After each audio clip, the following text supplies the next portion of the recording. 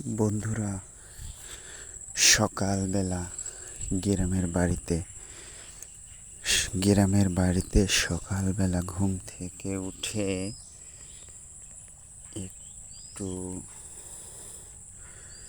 বেরোনোর চেষ্টা করলাম।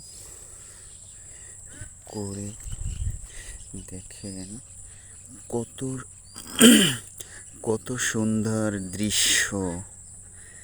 দেখেন শিশিরে ভিজে গেছে সমস্ত ধান ক্ষেত।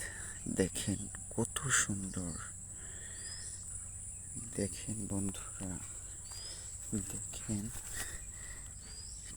কত সুন্দর শিশির বিন্দু।